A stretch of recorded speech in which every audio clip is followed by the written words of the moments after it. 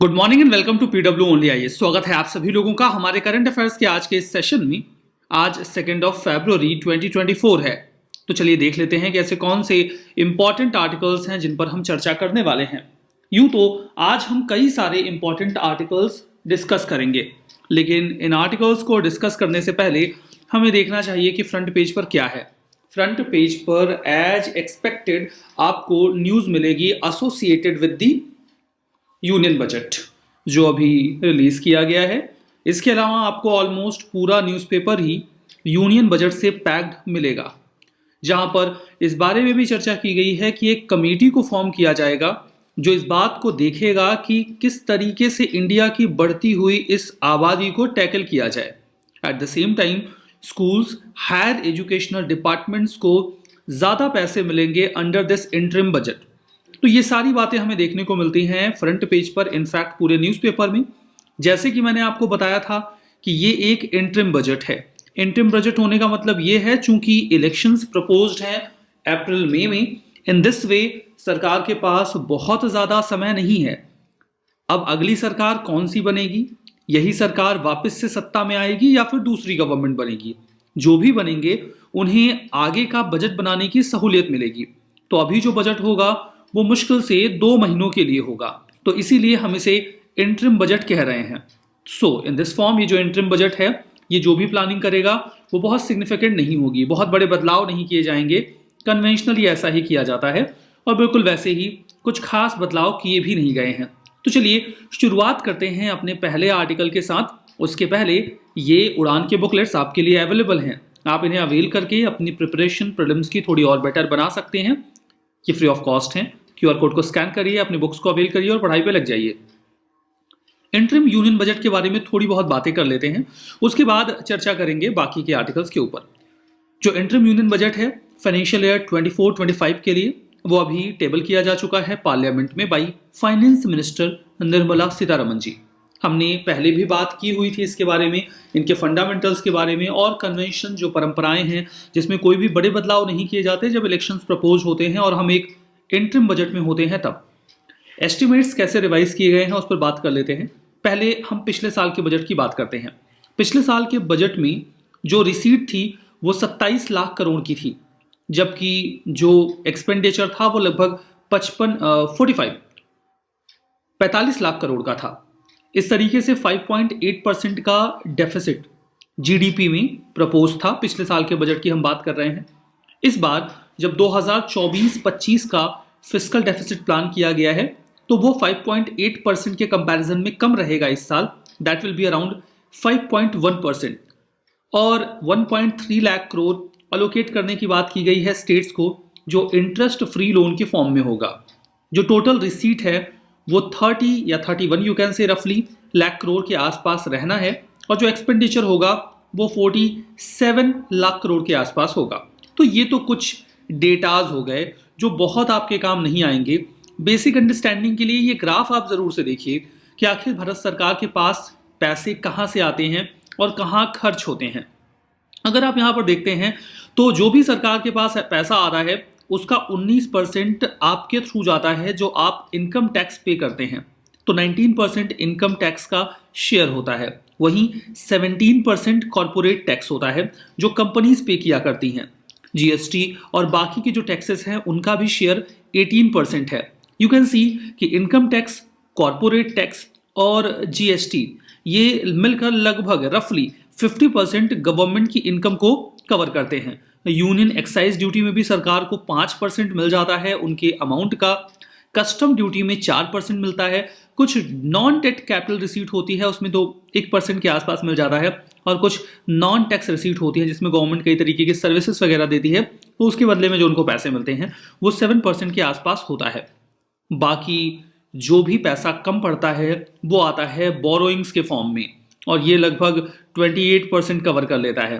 तो यहाँ पर हमने देखा कि एक बहुत बड़ा हिस्सा बोरोइंग्स का भी है। बाकी के कौन से स्लैब में कहाँ कितने पैसे आ रहे हैं उसका हमने एक आइडिया लिया। ये तो पैसों के आने का क्रम हुआ। पैसे खर्च कहाँ होते हैं अगर हम उस पर बात करना चाहें तो एक बहुत बड़ा हिस्सा सेंट्रल सेक्टर स्कीम्स में जाता है। सरकार 16% अपनी इनकम का पैसा सेंट्रल सेक्टर स्कीम्स में खर्च कर देती है। ये ऐसी स्कीम्स होती हैं जिनमें सारा खर्च सेंट्रल गवर्नमेंट ही वहन करती है। वहीं दूसरी ओर हम देखते हैं तो 8% अमाउंट जो है वो सेंट्रली स्पॉन्सर्ड स्कीम में भी खर्च होता है, जिसमें एक हिस्सा केंद्र सरकार देती है और बाकी का हिस्सा राज्यों को अपना देना पड़ता है। वहीं पर आप देखो, जो हमने खूब सारी बोरोइंग कर रखी है, जैसे यहाँ पर हम देख रहे हैं कि बोरोइंग खूब सारी होती है, तो जो बोरोइंग होती है ना, उस पर हमें इंटरेस्ट पे करना पड़ता है। चूंकि इतनी सारी बोरोइंग होती है तो उसका ब्याज भी खूब सारा लगता है। तो ये ब्याज का आप हिस्सा देखो तो लगभग 20% तो हमारा एक्सपेंडिचर ब्याज में चला जाता है। कितना गड़बड़ वाला मामला है ये। इसके अलावा सरकार लगभग 6% सब्सिडी देती है, 8% डिफेंस पे खर्च होता है। फाइनेंस कमीशन और बाकी के जो प्रोविजंस है जिसके तहत सरकार को पैसे देने होते हैं वो लगभग 8% आता है। एट द सेम टाइम जो स्टेट्स का शेयर होता है टैक्सेस एंड ड्यूटीज का, वो भी अराउंड 20% होता है।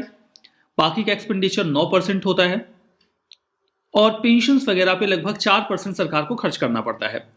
तो ये तो हमने देखा कि पैसे कहाँ से आते हैं और कहाँ खर्च होते हैं, उनका एक बेसिक ओवरव्यू। अगर हम इस बार के बजट की हाइलाइट्स को देखें तो बजट में टैक्सेस वगैरह में कुछ खास चेंज किया नहीं गया है।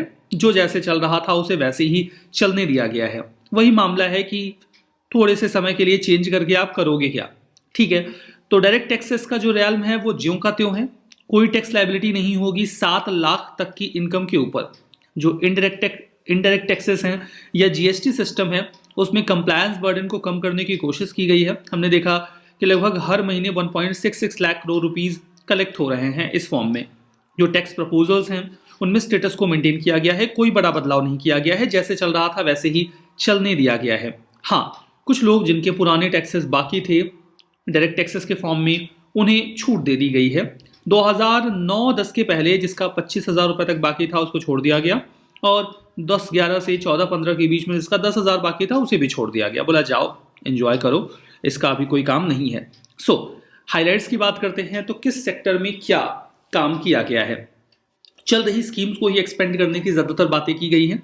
हाउसिंग में मिडिल क्लास के लिए होम परचेज को हेल्प करने के लिए किस स्कीम की बात की गई है। रूफटॉप सोलराइजेशन की बात की गई है कि घरों के ऊपर सोलर पैनल्स लगाए जाएंगे जिससे जो हाउस होल्ड्स हैं उन्हें 300 यूनिट तक फ्री बिजली मिल पाएगी। पीएम आवास योजना को भी एक्सपेंड करने की चर्चा की गई। हेल्थ में कहा गया कि सर्विकल कैंसर जो कि काफ़ी प्रोमिनेंट है विमेन में, उसके वैक्सीनेशन का काम किया जाएगा। मेडिकल कॉलेजेस और खोले जाएंगे और आयुष्मान भारत स्कीम को और एक्सटेंड किया जाएगा। एग्रीकल्चर में नैनो डेप यानी कि डाई अमोनिया फॉस्फेट को एक्सपेंड करने की बात की गई है, जिसके बाद हमने देखा कि जो फर्टिलाइजर इंडस्ट्री है उनके शेयर्स काफ़ी तेजी से ऊपर गए। इसके बारे में तो एक और आर्टिकल है, डिटेल से चर्चा कर लेंगे। ऑयल सीड सेल्फ सफिशिएंसी पर फोकस किया गया और डेयरी फार्मर्स को सपोर्ट करने की बात की गई। विमेन में कहा गया कि हम एम्पावर करेंगे 83 लाख सेल्फ हेल्प ग्रुप को, और विमेन को टारगेट किया जाएगा कि उनकी इनकम 1 लाख के ऊपर जाए, यानी कि लखपति दीदी को क्रिएट करने का टारगेट पूरा किया जाएगा। यंगस्टर्स एंड टेक्नोलॉजी की बात करते हैं तो 1 लाख करोड़ रुपए साइडलाइन किए गए हैं, इकट्ठा किया गया है एक तरफ, ताकि हम टेक सेवी यूथ को सपोर्ट कर सकें। डीप टेक स्कीम्स में डिफेंस में भी काम किया जा सके। इंफ्रा डेवलपमेंट के लिए 11.1% इंक्रीज की गई है पास्ट ईयर के कंपैरिजन में।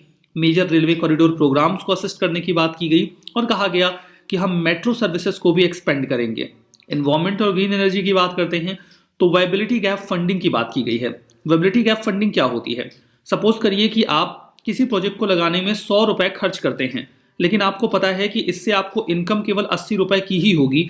ऐसे केस में आप ऐसे प्रोजेक्ट्स नहीं लगाना चाहेंगे, क्योंकि 80 और 100 के बीच का जो गैप है वो आपका लॉस हो जाता है। सरकार कहती है कोई बात नहीं है, आप प्रोजेक्ट लगाओ, ये 20 रुपए हम आपको अपनी ओर से दे देंगे, और इसे ही कहा जाता है वायबिलिटी गैप फंडिंग। मतलब कि आपके इन्वेस्टमेंट और आपके प्रॉफिट के बीच का जो गैप है उसे ही वायबिलिटी गैप कहा जाता है। तो सरकार उसके लिए फंड कर देती है। एज वी नो कि wind energy, coal gasification, compressed biogas, blending, ये प्रोजेक्ट्स बड़े महंगे होते हैं, और चूंकि इंडिया में ये बहुत पॉपुलर नहीं है तो इनमें प्रॉफिट की प्रोबेबिलिटी भी कम होती है। लोग ऐसे प्रोजेक्ट्स नहीं लगाना चाहते। ऐसे केस में वायबिलिटी गैप फंडिंग काम की होती है, तो सरकार इसके लिए भी एफर्ट करेगी। टूरिज्म के लिए जो आइकॉनिक टूरिस्ट सेंटर्स हैं उनको डेवलप किया जाएगा। Long term interest free loans के लिए स्टेट को फाइनेंस किया जाएगा ताकि लोग जहां जाना चाहते हैं वो जा सकें। एफडीआई के इनफ्लो पे फोकस करेंगे और बायलैटरल इन्वेस्टमेंट ट्रीटी के ऊपर जोर दिया जाएगा। अभी ऐसे ही ट्रीटी एक हमारी यूएई के साथ हुई है, उस पर हम बात करेंगे। पॉपुलेशन ग्रोथ और डेमोग्राफिक चेंजेस के लिए एक हाई पावर्ड कमेटी का फॉर्मेशन हुआ है जो कंसीडर करेगा कि हम इसे कैसे यूटिलाइज करें। तो ये तो सारी बातें हमारे बजट की हाइलाइट्स के ऊपर हैं। आप इस हेडलाइन पर बिल्कुल फोकस मत करिएगा, ये कल की हेडलाइन यहाँ पर आ गई है, ठीक है। चलिए अब हम बात करते हैं बीआईटी यानी कि बायलैटरल इन्वेस्टमेंट ट्रीटी जो इंडिया और यूएई के बीच में हुई है, जिसकी चर्चा अभी हम पास्ट आर्टिकल में भी कर रहे थे। देखो, दो देशों के बीच में ना free trade agreement India UAE की बात करते हैं तो मई 2022 में हो गया था।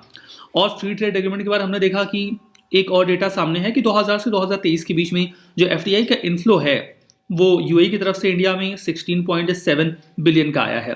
अब यूएई एक छोटा सा देश है, देखो यहाँ पर ये कंट्री है ओमान का पड़ोसी और सऊदी अरबिया का यूएई। अब इस छोटे से देश में अगर यहाँ पर इंडिया में 16.7 बिलियन का एफडीआई आ रहा है तो सिग्निफिकेंट है। ट्रीटी से हम एक्सपेक्ट कर रहे हैं कि सिचुएशन और इम्प्रूव होगी और जो फॉरेन इन्वेस्टमेंट है उसके लिए बेहतर अपॉर्चुनिटीज़ क्रिएट होंगी। एट द सेम टाइम अगर हम बायलैटरल इन्वेस्टमेंट ट्रीटी की बात करते हैं, वो तो बात इंडिया यूएई की हो गई। अभी हम जनरल बात करते हैं क्या होता है ये बायलैटरल इन्वेस्टमेंट ट्रीटी, जिसको आप बीआईटी बोलते हो।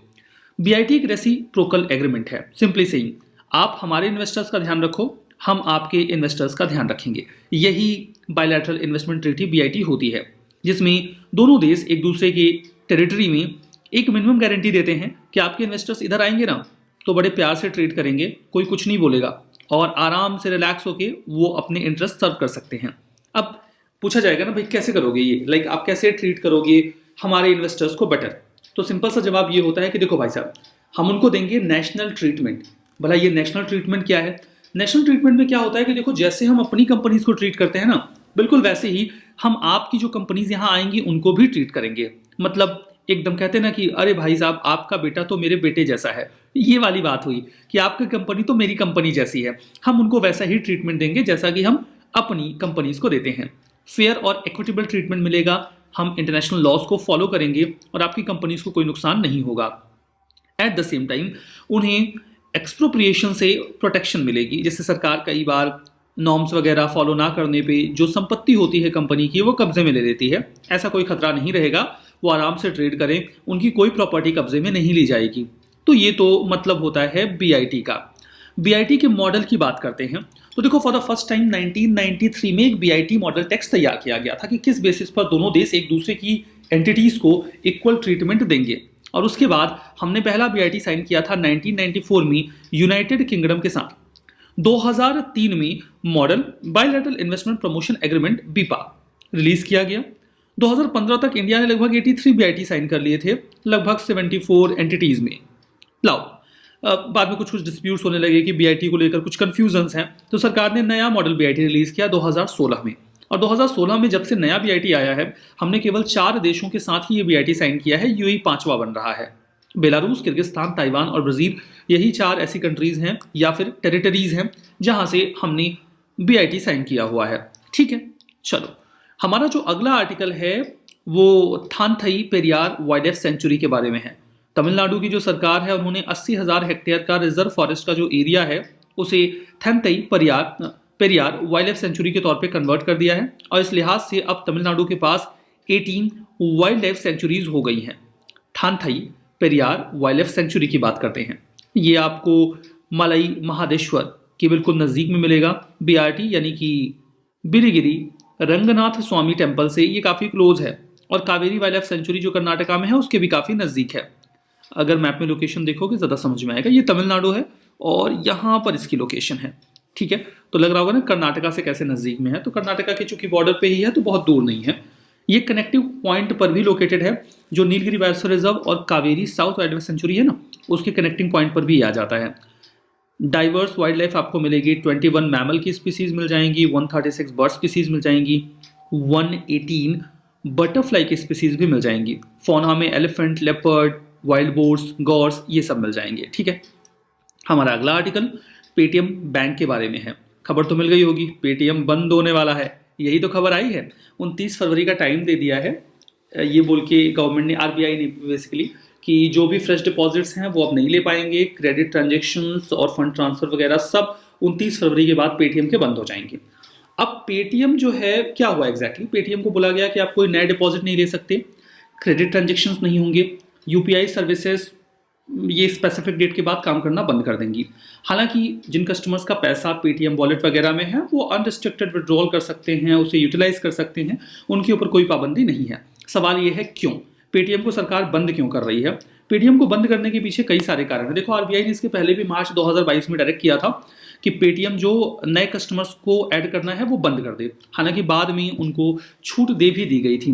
देखो, कई सारे रीजंस हैं। मार्च 2022 में जैसे पेटीएम से बोला गया था कि आप नए कस्टमर्स को लेना बंद कर दो। मई में कुछ जनरल इंश्योरेंस कंपनी को ये लोग एक्वायर करने वाले थे, उस पर भी रोक लगा दी गई थी। पेटीएम जो पेमेंट सर्विस है और जो ऑनलाइन पेमेंट बिजनेस है उसे भी नए मर्चेंट्स के लिए बंद करने को कहा गया था। अब मामला ये है ना कि इस तरीके के रिस्ट्रिक्शंस पेटीएम के ऊपर क्यों लगाए जा रहे हैं। ऐसा कहा जा रहा था कि ये बार बार जो गाइडलाइंस हैं उनको वायलेट कर रहे थे और इन्हें सुपरवाइज करना मुश्किल हो रहा था। ये लगातार नॉन कंप्लायंस शो कर रहे थे, मतलब रूल्स एंड रेगुलेशंस को फॉलो ना करना, ये पहली समस्या रही। दूसरी समस्या क्या रही कि इनकी जो पेरेंट कंपनी है उसमें कई सारे चाइनीज इन्वेस्टर्स हैं। कई सारी चाइनीज कंपनीज ने पेटीएम के शेयर्स ले रखे हैं। आरोप ये भी लगे कि ये कस्टमर्स का डेटा चाइनीज फर्म्स को ट्रांसफर कर दे रहे हैं। ऐसे कई सारे आरोपों के बाद इन्हें सुपरवाइज करने के एफर्ट्स किए गए, लेकिन वो सही तरीके से काम नहीं कर पा रहे थे। इसीलिए फैसला किया गया कि बैंकिंग रेगुलेशन एक्ट ऑफ 1949 का अब इस्तेमाल करते हुए सख्त कदम उठाए जाएंगे और सेक्शन 35A का इस्तेमाल करते हुए इस पेमेंट बैंक को यानी कि पेटीएम को या उनकी सर्विसेज को सस्पेंड करने का फैसला ले लिया गया। तो देखिए, कंप्लायंस तो दिखाना होगा। If you wish to operate in India, आप डेटा ट्रांसफर नहीं कर सकते किसी राइवल कंपनी को, किसी राइवल कंट्री को, ठीक है। और दूसरा, आप जिस भी टेरिटरी में ऑपरेट कर रहे हैं वहां के rules and regulations you need to follow. अगर आप नहीं करते हैं तो फिर अंजाम आई थिंक यही होना चाहिए, बंद कर देना चाहिए ऐसी एंटिटीज को। पेमेंट बैंक की अगर हम बात करते हैं ओवरऑल, पेमेंट बैंक ही होते हैं, छोटे बैंक कह लो, छोटू बैंक, ठीक है। So these are some sort of छोटू बैंक। ये क्रेडिट रिस्क में इन्वॉल्व नहीं होते, मतलब ऐसा नहीं कि लोन दे देंगे पैसा फंस जाएगा निकलेगा ही नहीं, ऐसा लोन देते ही नहीं है। ऐसे बैंक्स को बनाने की रिकमेंडेशन नचिकेत मूर कमेटी ने दी थी। रीजन बीइंग कि देखो, हर एरिया में तो बैंक्स नहीं जा सकते, तो बोला गया जिन एरियाज में बैंक्स नहीं जा सकते उन एरियाज में हम पेमेंट बैंक्स को भेजेंगे। Unbanked areas, migrants, low income groups, उन तक आप पहुंचाओ इन पेमेंट बैंक्स को। पब्लिक लिमिटेड कंपनी की तरह ये काम करते हैं, बैंकिंग रेगुलेशन एक्ट के तहत इनको लाइसेंस मिल जाता है। ये सारी बैंकिंग सर्विसेज नहीं देते, लेकिन कुछ कुछ सर्विसेज ये स्मॉलर स्केल पर देते रहते हैं। इन बैंक्स को खोलने के लिए आपको 100 करोड़ का पेडअप कैपिटल चाहिए, जिसमें 40% प्रोमोटर्स का पैसा हो सकता है। 2 लाख तक का ये डिपॉजिट लेते हैं और जो डिपॉजिट इनके पास आता है, ये नहीं कि किसी कॉर्पोरेट कंपनी को उन्होंने लोन दे दिया फिर उन्होंने पैसा डुबा दिया, ये सब नहीं। आपको वो पैसा गवर्नमेंट सिक्योरिटीज में इन्वेस्ट करना होगा। 75% तो आपको एज एसएलआर ही रख देना होता है। Remittances, mobile banking, ATM, debit card, net banking, ये सब ऑफर करते हैं, लेकिन ये लोन नहीं दे सकते। चूंकि ये लोन नहीं दे सकते तो सिंपली सेइंग ये क्रेडिट कार्ड भी इशू नहीं कर सकते, ये टाइम डिपॉजिट या एनआरआई डिपॉजिट नहीं ले सकते। पेमेंट और रेमिटेंसेस की सर्विसेज ये देंगे, क्रेडिट और डिपॉजिट टेकिंग में रिस्ट्रिक्शंस रहते हैं, ठीक है। तो ये तो पेमेंट बैंक्स की जनरल बातें हो गई। अब एक बात जिसको हाईलाइट किया गया यहाँ पर, अभी बजट में फाइनेंस मिनिस्टर निर्मला सीतारमण ने बोला कि देखो अभी हम लोग एग्रो क्लाइमेटिक जोन्स में डैप, डीएपी, नैनो डीएपी का इस्तेमाल करेंगे, di ammonia phosphate. Nano fertiliser जिसको इफ्को ने डेवलप किया था, ये बड़ा मजेदार है, मतलब बहुत छोटी सी बॉटल में खूब सारा फर्टिलाइजर आ जाता है। ये जो फर्टिलाइजर की आपको 500 ml की बॉटल मिलती है ना, इसमें 8% नाइट्रोजन होता है, 16% फॉस्फोरस होता है, जबकि जो अगर आप नॉर्मल यूरिया लेने जाओगे तो वहाँ 18% नाइट्रोजन होता है, 46% फॉस्फोरस होता है। 500 ml की नैनो डीएपी की जो एक बॉटल है वो 50 kg की जो एक बोरी आती है ना यूरिया की, उसके इक्विवेलेंट होता है। मतलब 50 kg की आप बोरी लेकर आओ और 500 ml की एक छोटी सी डिबिया, दोनों लगभग इक्वल कैपेसिटी रखते हैं, ठीक है, ठीक है। सो नैनो डीएपी जो है उसकी एक बॉटल जो है वो 600 रुपए की आती है, जबकि अगर आप 50 kg का वो बोरी लेने जाओगे तो आपको सब्सिडाइज रेट पर भी 1350 रुपए मतलब उतनी कैपेसिटी के लिए आप उतना लग जाता है, ठीक है। सो ये जो खर्चा है वो भी रिड्यूस हो जाएगा। इफ़को के पास 20 साल का इसका पेटेंट है, ग्लोबली कहीं पे भी किसी को यूज़ करना होगा तो उन्हें 20% रॉयल्टी देनी होगी। कलोल कांडला गुजरात में, पैरादीप उड़ीसा में ये मैन्युफैक्चरिंग होती है। एनुअल सब्सिडी इससे घटेगी और डिस्ट्रीब्यूशन चेन थोड़ी इंप्रूव हो जाएगी। हमारा जो अगला आर्टिकल है वो ब्लैक क्राउन नाइट हेरॉन के बारे में है। Manipur based animal welfare organisation ने अभी इंफॉर्मेशन अवेल करी कि ब्लैक क्राउन नाइट हेरॉन ये एक लोकल पॉन्ड में इम्फाल में मरे हुए पाए गए। जब इनको देखा गया तो इनमें हमें बैंडिंग दिखी चाइना के बीजिंग से, वहां से लगता है इन बर्ड्स को बैंड किया गया था। मतलब लगा देते हैं निशान कि भाई यहाँ से ये बर्ड जा रही है, ताकि पता चले कि इन्होंने कहाँ कैसे ट्रेवल किया, हालांकि वो वहां पर मर जाते हैं, ठीक है। साइंटिफिक नेम खैर पूछा नहीं जाता, यूपीएससी नहीं पूछती। डिस्ट्रीब्यूशन की बात करते हैं तो North America, Central America, Caribbean में मिलते हैं। Large wetland, swamp, streams, rivers, marshes, mud flats, lake edges, यहाँ पर ये मिल जाते हैं। मीडियम साइज के होते हैं, शरीर थोड़ा सुडौल होता है, गठीला होता है। ब्लैक कलर का क्राउन इनके सिर पे देखने को मिलता है, ग्रे बॉडी होती है, ब्राइट रेड आईज होती हैं, गर्दन छोटी होती है, जो पैर होते हैं वो भी छोटे छोटे होते हैं। फीमेल्स और मेल्स एक जैसे ही दिखते हैं, फीमेल्स थोड़ी सी छोटी होती हैं। सोशल स्पीसीज हैं, ग्रुप में रहना पसंद करती हैं, एक दूसरे के साथ इंटरेक्ट करती हैं और माइग्रेटरी भी हैं। अगला आर्टिकल मार्तंड सन टेम्पल के बारे में है। लिटिल नोन हिंदुत्वा ग्रुप, मतलब लोग बहुत नहीं जानते, इन्होंने ज़बरदस्ती ASI protected Martand sun temple में एंट्री करी सदर्न कश्मीर के अनंतनाग में, जिसके बाद ये न्यूज़ में आ गया। बात करते हैं मार्तंड सन टेम्पल के बारे में। इसे कश्मीर वैली में, जम्मू एंड कश्मीर में अनंतनाग में लोकेटेड आप देख सकते हो। सन गॉड को डेडिकेटेड है। मार्तंड ये संस्कृत साइनोनिम है सूर्य का। 8th सेंचुरी में राजा ललितादित्य मुक्तपीड़ ने इसको बनवाया था, जो कि करकोटा डायनेस्टी के तीसरे राजा थे। मिक्सचर है, ये ब्लेंड है कई सारी स्टाइल्स का। आर्किटेक्चर की बात करें तो Kashmiri style, Gupta, Chinese, Gandhara, Roman, Greek सभी का इन्फ्लुएंस आपको देखने को मिलेगा। मार्तंड सन टेम्पल पूरी तरीके से पत्थरों से बना है। 23,000 स्क्वायर फीट एरिया कवर करता है। इट इज मतलब एक स्टैंड करता है एक प्लेटू के ऊपर, ठीक है, थोड़ी हाइट के ऊपर। 86 आपको कॉलम्स मिलते हैं। मेन श्राइन इस तरीके से बनाई गई है कि सनराइज सनसेट के समय पर लाइट वहां पर पहुंची। सेंट्रल श्राइन जिसको विमान कहा जाता है वो 60 फीट ऊंचा है। बाकी कई तरीके की कार्विंग स्कल्पचर्स आपको देखने को मिलेंगे। 84 छोटे छोटे श्राइन्स हैं।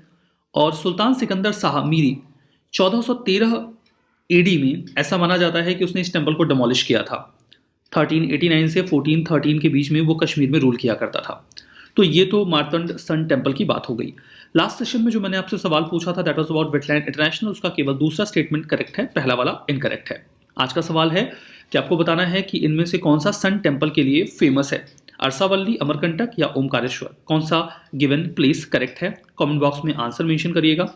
सेशन की PDF मिलेगी यहाँ टेलीग्राम चैनल पे। कल का PDF मैंने अपडेट नहीं किया था, आज का कल का दोनों एक साथ अपडेट कर रहा हूँ, जाके देख लेना, ठीक है। मैप बेस्ड क्वेश्चन ये है यूरोप का मैप, और यहाँ पर एक है कंट्री जो रेड कलर में स्पॉटेड है। आपको मुझे बताना है इस कंट्री का नाम और इसकी capital, that too in comment box, तो मेंशन करिए। चलिए आज का सेशन यहीं पे एंड करते हैं, मिलेंगे आपसे नेक्स्ट सेशन में, तब तक के लिए बहुत बहुत धन्यवाद।